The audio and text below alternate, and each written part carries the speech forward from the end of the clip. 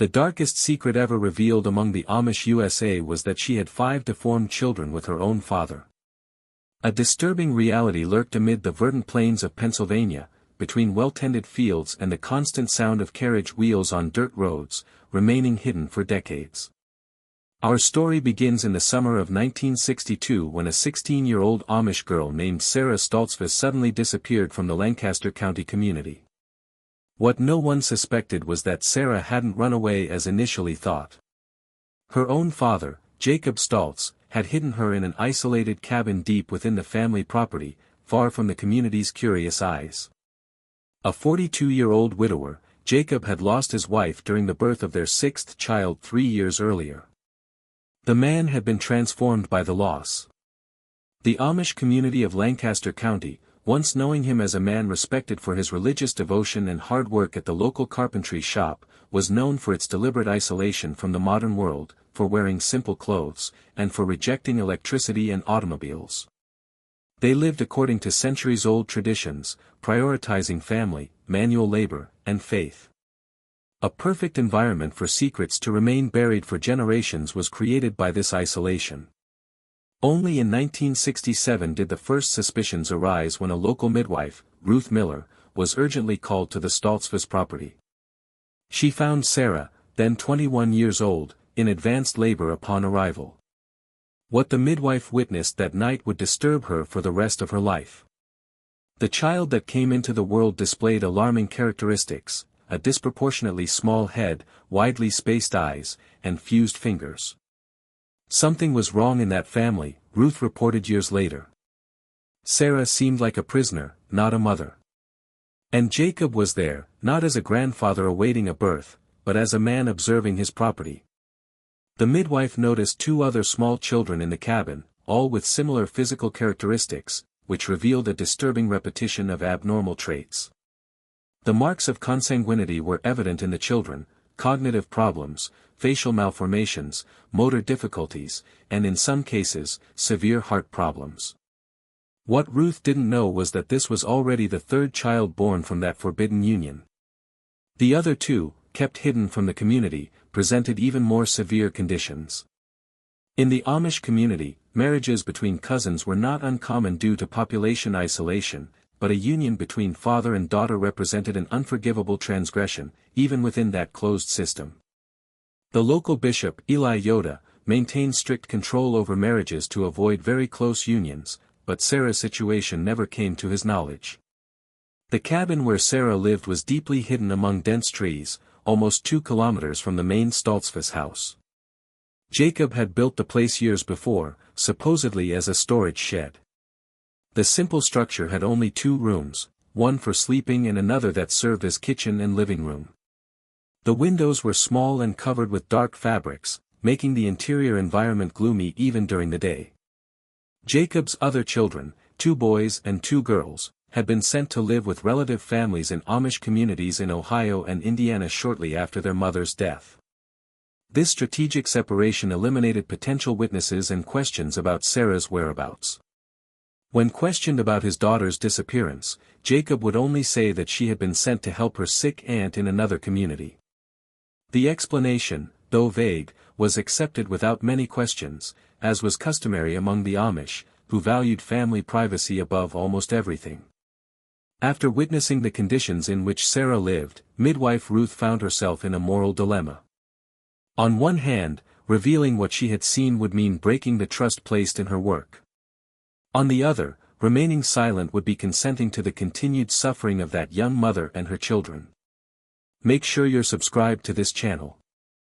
Humanity's darkest truths are revealed by these stories, truths that no one else dares to tell, and you need to know them before they are buried again by time. The second chapter of this dark story unfolds in 1970 when Sarah Stoltzfus gave birth to her 4th child in even more precarious conditions. By this time, her body already showed visible signs of wear from consecutive pregnancies and a life of confinement. At only 24 years old, she looked twice her age with prematurely gray hair and a permanently empty gaze. Ruth Miller, the midwife who had assisted the previous birth, had decided to break her silence, but cautiously. Without directly confronting the authorities or the Amish bishop, she began to visit the cabin periodically, bringing food, clothes for the children, and basic medications. These discreet visits allowed her to document the situation gradually. Sarah's fourth child, a boy Jacob named Elam, was born with even more serious problems than his siblings. His legs were bowed at impossible angles, and he had a severe facial deformity that made feeding difficult. His fingers were fused like small claws, and his breathing was accompanied by a constant wheeze, indicating pulmonary problems. The effects of consanguinity were well known to the scientific community. Studies in the 1970s had demonstrated how reproduction between close relatives dramatically increases the chance of problematic recessive genes manifesting, resulting in a variety of congenital conditions. In the case of the Stoltz children, the pattern of deformities followed exactly what was expected for cases of parental incest. Each new child seemed to present more serious problems than the previous one, Ruth observed in her personal notes found decades later. It was like watching a cruel demonstration of the genetic dangers we were taught in nursing school, but in real time, in innocent children. The three older children, Isaiah, 8 years old, Rebecca, 6, and Daniel, 3, showed different degrees of impairment. The firstborn, Isaiah, had severe cognitive difficulties and at 8 years old could barely form complete sentences. Rebecca presented an abnormal curvature of the spine and vision problems that left her almost blind. Daniel, in turn, suffered from frequent seizures that, without adequate treatment, progressively weakened his nervous system. Jacob kept his children completely isolated from the outside world. They never attended the local Amish school, never participated in Sunday services or community meetings. For all intents and purposes, these children did not officially exist.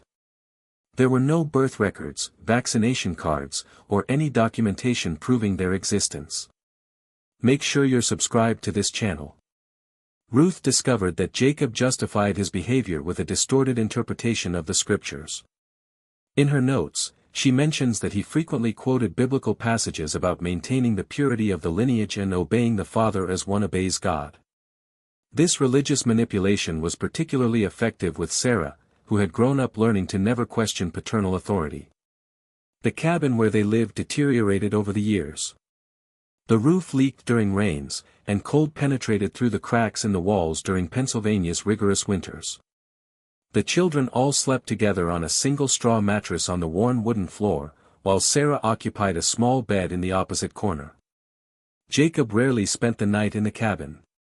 He returned to the main house, where he maintained the appearance of a widower devoted to the community.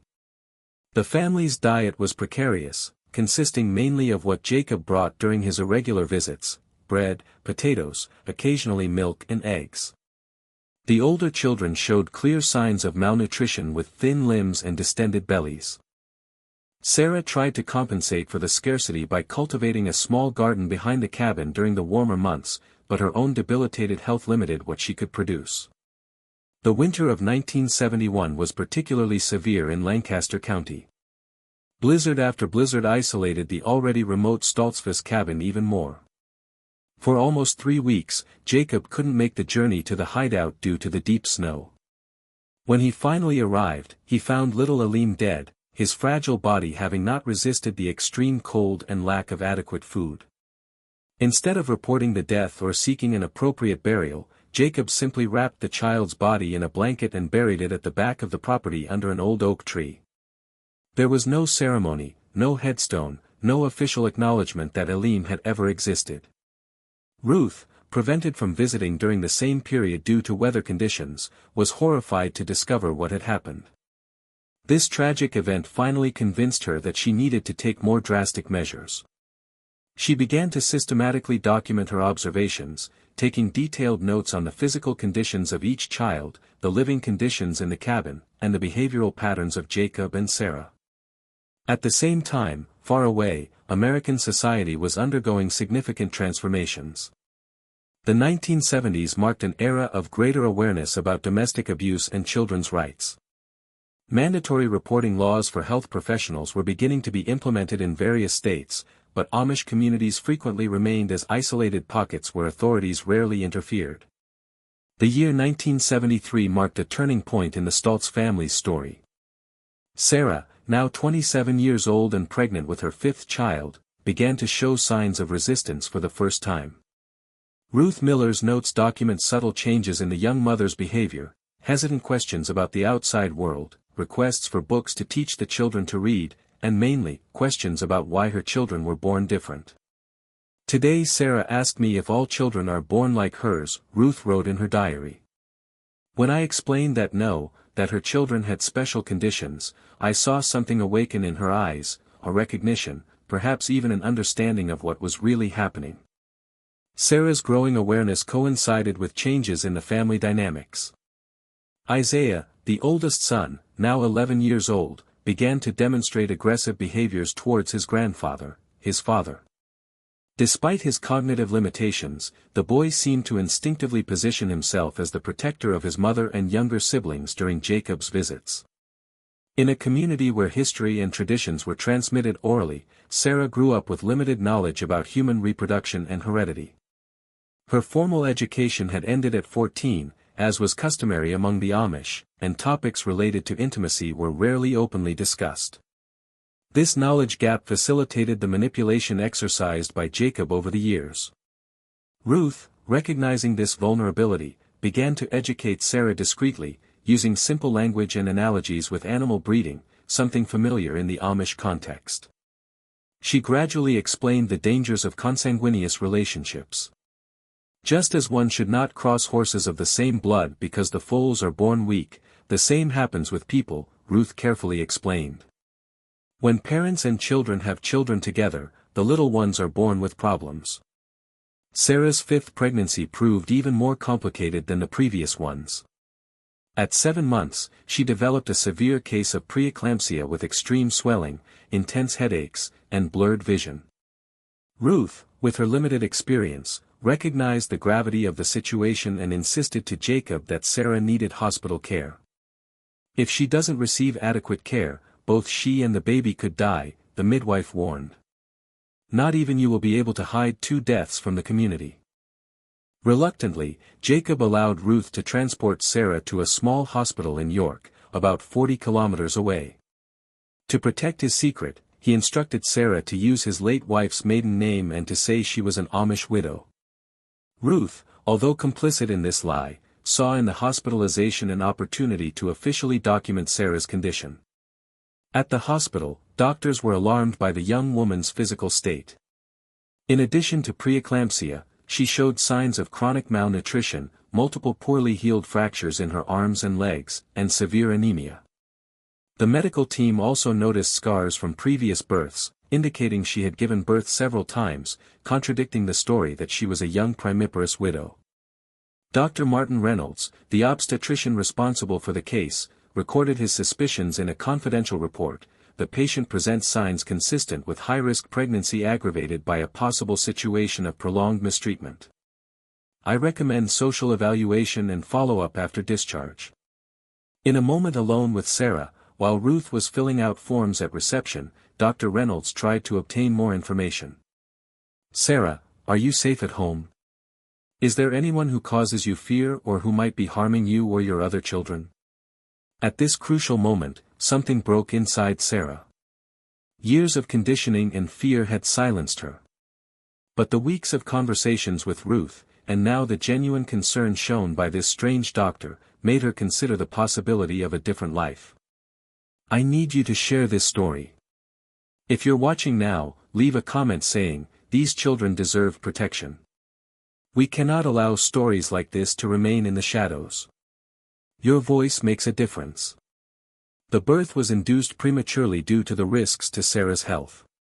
The girl who was born, whom Sarah silently named Hope, weighed only 1.8 kilograms and, like her siblings, showed visible signs of congenital anomalies, a severe cleft palate, disproportionately short limbs, and serious respiratory problems. Dr. Reynolds, now certain he was facing a case of consanguinity, ordered a series of basic genetic tests available at the time. The preliminary results confirmed his suspicions. The pattern of homozygosity was consistent with what would be expected in a case of parental incest. Although detailed genetic analysis was still limited in the early 1970s, the observed markers were sufficient to alarm the medical team. During the 10 days of hospitalization, Sarah began to build a relationship of trust with the hospital's social worker, Martha Klein. While little hope fought for her life in the neonatal unit, Sarah, for the first time, felt heard and validated. In fragmented conversations, she began to reveal details of her life in captivity. The autumn of 1973 brought winds of change to the Stoltzfus case. While Sarah and her newborn Hope remained under medical care, a silent investigation began to take shape. Martha Klein, the social worker, had contacted the Lancaster County Sheriff, William Decker, sharing the concerning information she had obtained from Sarah. Decker, a 58-year-old man with decades of experience dealing with local communities, including the Amish, faced a delicate dilemma. On one hand, the accusations were extremely serious. On the other, intervention in Amish matters was rarely well received and could complicate any investigation.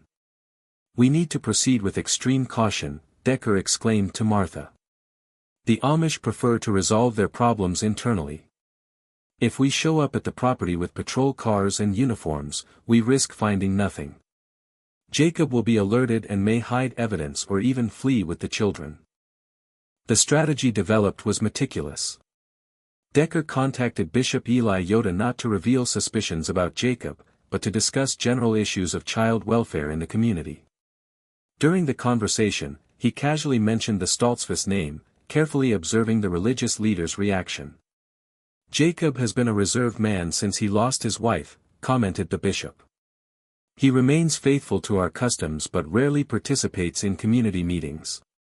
His older children went to live with relatives, and his daughter Sarah was sent to Ohio years ago, from what I remember." This confirmation that the bishop believed the story fabricated by Jacob was crucial. It meant that the Amish community was not aware of or involved in covering up the crimes, facilitating the authorities' intervention without alienating the entire religious group. Ruth Miller, the midwife who had documented the case for years, finally handed over her diaries and notes to the authorities.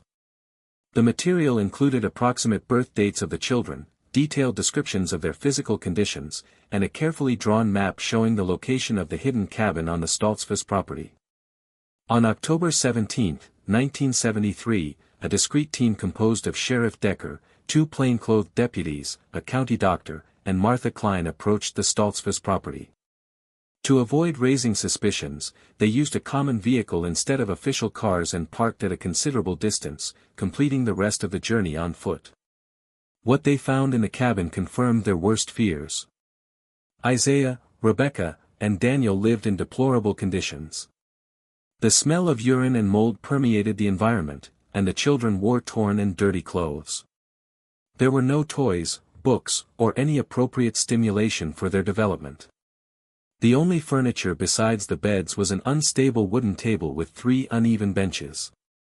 Dr. Howard Garrett, the physician accompanying the team, performed preliminary examinations on the children on site. His notes describe, "The 3 minors show clear signs of prolonged medical neglect. The oldest, Isaiah, has a severe untreated dental infection. The girl, Rebecca, has a spinal curvature that, without intervention, will likely leave her completely incapacitated in a few years. The youngest, Daniel, presents open wounds on his legs, possibly due to vitamin deficiency." The operation was timed to occur when Jacob would be in town selling handcrafted furniture at the weekly market. When he returned late in the afternoon, he was intercepted by Decker and his deputies at the entrance to his property. Jacob's reaction when confronted was revealing. Instead of expressing surprise or indignation, he simply lowered his head and said, "So they finally found out." During the initial interrogation at the Lancaster police station, Jacob tried to justify his actions through a distortive mixture of religious principles and personal needs.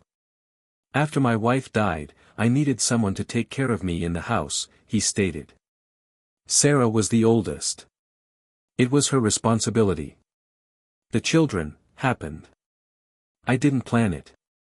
When questioned about why he kept everything secret, he replied, "I knew you wouldn't understand.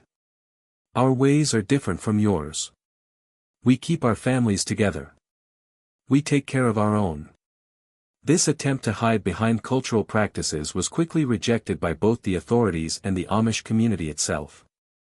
Bishop Eli Yoda, upon being informed about the case, unequivocally declared, "This is not our way. Our faith would never allow such an abomination. Jacob disrespected not only your laws but also ours and especially God's laws." News of the case spread quickly, first among local authorities and then inevitably to the press. The Pittsburgh Post-Gazette was the first newspaper to publish an article about the case on October 25, 1973, with the carefully formulated headline, "Family Tragedy Discovered in Rural Pennsylvania Community." The article avoided directly mentioning the Amish, but the geographic location made it obvious to local readers. The public reaction was one of horror and indignation. Letters to the editor expressed everything from shock and compassion for the victims to criticism of the authorities for not having discovered the case earlier.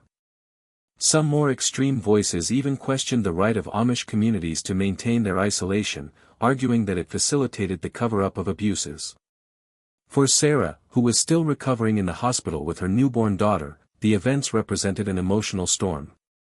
For the first time in 11 years, she was free from her father's control, but faced a completely uncertain future as a 27-year-old Amish woman with no formal education beyond 8th grade. With 4 children with special needs and no skills for the modern world, her prospects seemed bleak. Martha Klein, who had developed a strong bond with Sarah, took on the responsibility of guiding her through this transition period. "What do you want for your future, Sarah?" she gently asked the young mother. "I want my children to stay with me," Sarah replied with surprising determination. "I want them to be able to see the sun every day, learn to read, and never be afraid again." The trial of Jacob Stoltzfus in March 1974 set an important precedent in Pennsylvania's judicial system. It was one of the first cases of parental incest with such extensive evidence to go to trial in the state and certainly the first involving a member of the Amish community. The cultural sensitivity of the case required special precautions. Judge Henry Crawford, responsible for the case, ordered that the records be partially sealed to protect the identity of the children and that media coverage be restricted. Still, the Lancaster County courtroom was packed every day with people traveling from neighboring counties to witness what many called the trial of the century in the region. Sarah, still extremely fragile physically and emotionally, testified behind a screen to avoid having to face her father. Her almost inaudible voice described years of manipulation and abuse.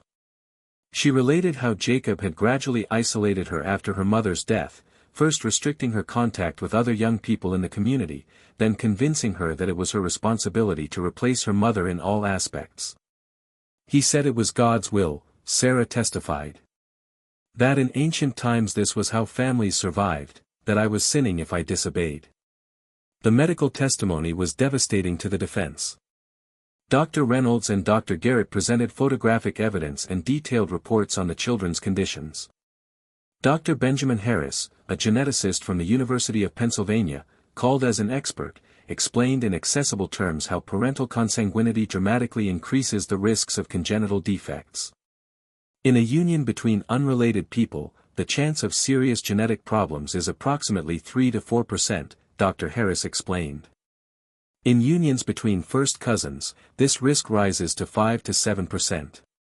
But in cases of parental incest like this one, the risk shoots up to 30 to 40%, with a tendency to increase with each consecutive generation. Jacob's defense, realizing the impossibility of denying the facts in the face of the evidence, centered on issues of mental competence and religious influence. His lawyer, Theodore Weiss, argued that the cultural isolation of the Amish and the distorted interpretation of the scriptures had created an alternative reality in which Jacob did not fully understand the immorality and illegality of his actions. This strategy failed when former members of the Amish community testified that, far from being encouraged, incest was considered one of the most serious possible transgressions, explicitly mentioned in sermons as an abomination. After only 6 hours of deliberation, the jury returned with a unanimous verdict, guilty on all charges, including inappropriate relationship with a minor, kidnapping, false imprisonment, and child neglect. Judge Crawford sentenced Jacob Stoltzfus to 40 years in prison without the possibility of parole, effectively ensuring that he would spend the rest of his life incarcerated. In pronouncing the sentence, the judge made a statement that would be cited in law books for decades: "This court recognizes and respects the religious and cultural diversity of our nation. However, some lines cannot be crossed in the name of any belief or tradition. The protection of children against abuse transcends all cultural differences and represents a universal value that this court has the sacred duty to uphold." For Sarah and her children, the end of the trial marked the beginning of an equally challenging journey. Little Hope, now 6 months old, remained in fragile health, requiring multiple surgeries to correct her cleft palate and congenital heart problems. Isaiah, Rebecca, and Daniel, after months in temporary homes during the trial, were finally reunited with their mother.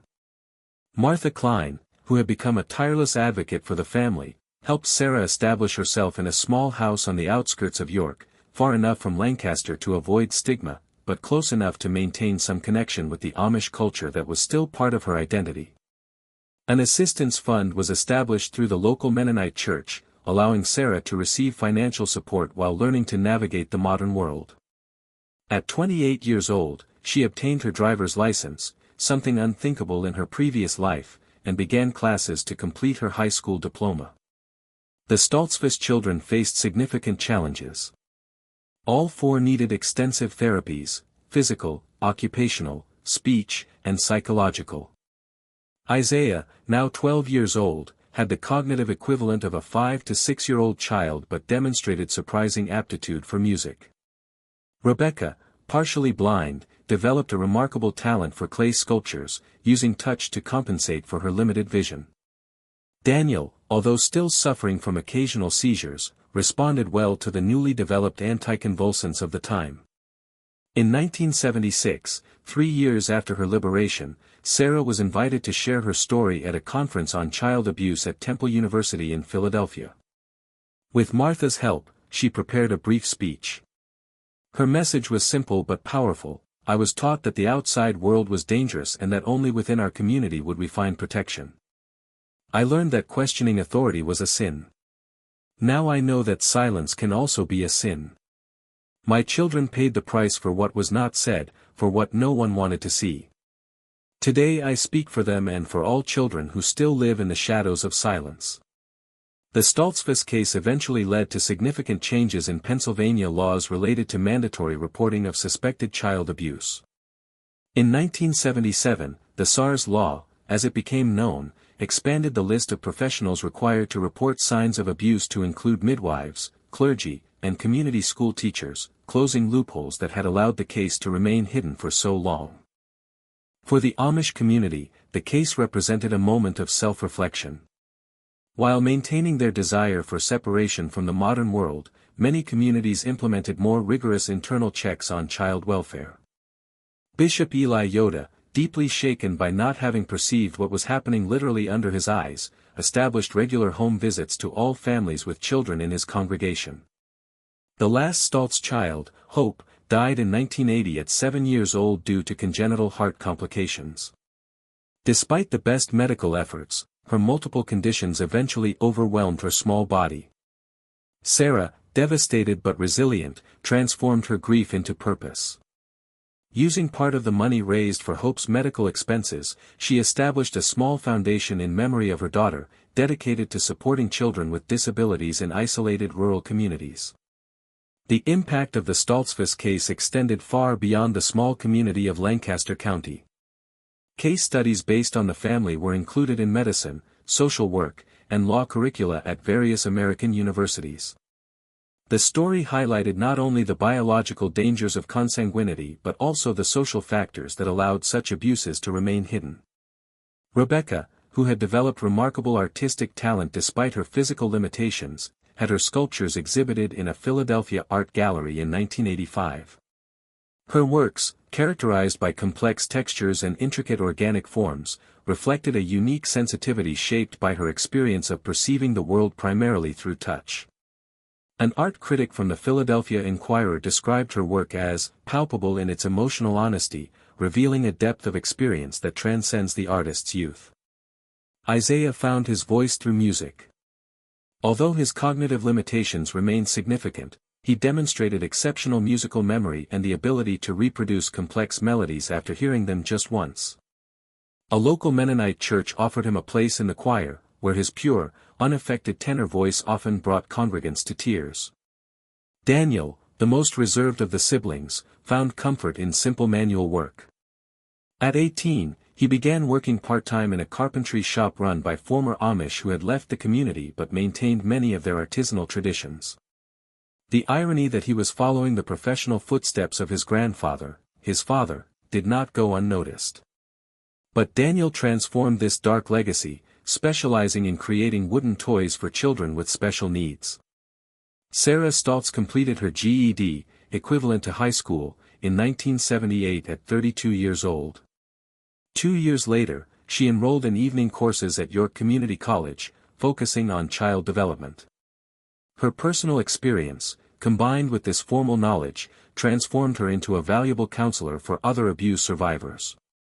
In 1983, 10 years after the discovery of the case, journalist Ellen Burrows from the Washington Post sought out Sarah for a retrospective report. She found a transformed woman, confident, articulate, and deeply committed to child protection. The resulting article, From Darkness to Advocacy, Sarah Stoltz's Journey, received a Pulitzer Prize nomination that year. "I will never be completely free of the shadows of the past," Sarah confided to Burrows during the interview. "But I've learned that carrying these shadows doesn't mean being defined by them. Each time I help another family recognize signs of abuse, each time I see my children achieve something that would have seemed impossible years ago, I feel a little more of the weight being lifted." The legacy of the Stoltzfus case also manifested in changes to medical procedures. The University of Pennsylvania Hospital implemented in 1985 a protocol specifically designed to identify potential cases of consanguinity based on the documented observations by the doctors who attended Sarah and her children. The Lancaster Protocol, as it became known, was subsequently adopted by hospitals across the country. Jacob Stoltzfus died in prison in 1991 at 71 years old, without ever having demonstrated genuine remorse for his crimes. He refused all contact attempts made by Sarah or his children during his years of incarceration and asked to be buried according to Amish customs. The community, while allowing burial in their cemetery, positioned his grave in the most remote section without a headstone or marking. Bishop Eli Yoda, who oversaw the funeral as required by his position, delivered a brief but impactful sermon. "Today we bury not just a man, but a reminder of what happens when we stray from the true teachings of God. May his story serve as a warning to future generations, and may the seeds of compassion planted through his family's suffering continue to flourish." Sarah never remarried nor returned to the Amish community.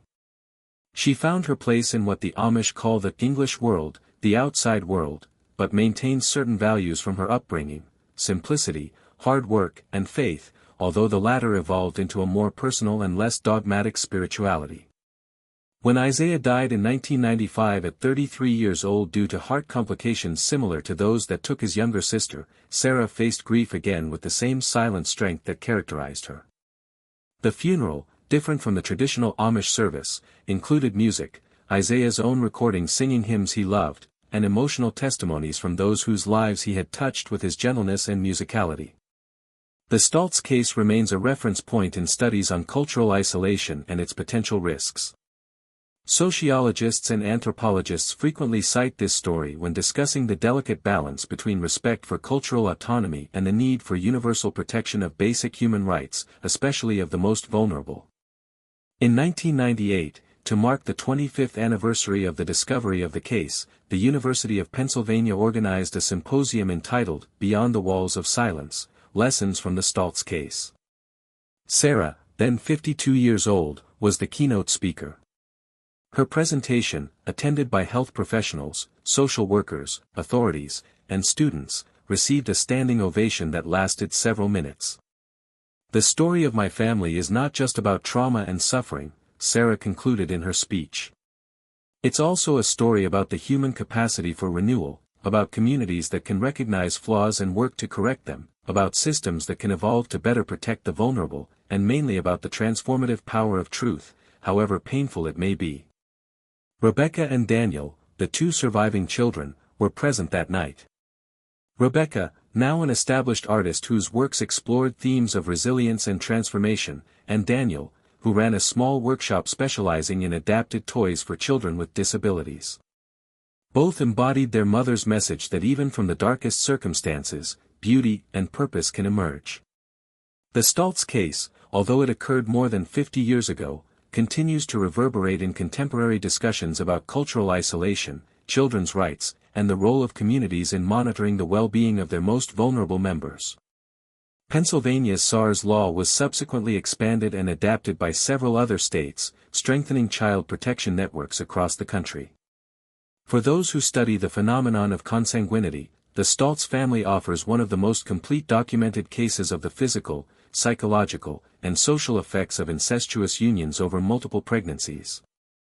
The medical records, carefully preserved with protected identities for educational purposes, continue to be used in medicine and genetics programs. If you watched until here, it's because you like this story. Leave a comment saying, "I watched until here," so I can get to know you and know who really likes the stories on this channel.